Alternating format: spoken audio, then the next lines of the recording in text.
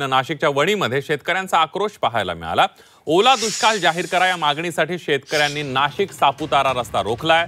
द्राक्ष पिकाला 1.5 लाख रुपये तर भाजीपाल्याला 50,000ची नुकसान भरपाईची मागणी द्यावी अशी मागणी या सगळ्या शेतकऱ्यांनी केली आहे। बिरसा मुंडा चौकामध्ये कांदे, टोमॅटो, बटाटे फेकून त्यांनी रास्ता रोको केला। या पावसामुळे उद्ध्वस्त झालेल्या पिकांसाठी शेतकरी रस्त्यावर उतरले। वरवरचे पंचनामे नको, प्रत्यक्ष पाहणी करा अशी मागणी त्यांनी केली। तर आंदोलनादरम्यान आंदोलकांनी रुग्णवाहिकांना रस्ताही मोकळा करून दिलेला आहे। खराब अवस्था आहे, साईड पट्टे भरले नाही, त्याच्यामुळे ऍक्सिडेंट होत आहे।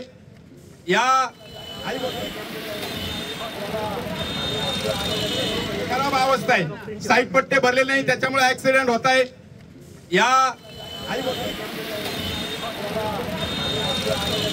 खराब अवस्था आहे, साईड पट्टे भरले नाही, त्याच्यामुळे ऍक्सिडेंट होत आहे।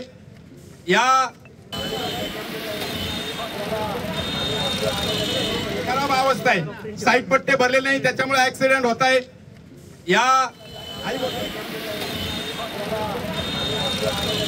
खराब अवस्था आहे, साईड पट्टे भरले नाही, त्याच्यामुळे ऍक्सिडेंट होत आहे।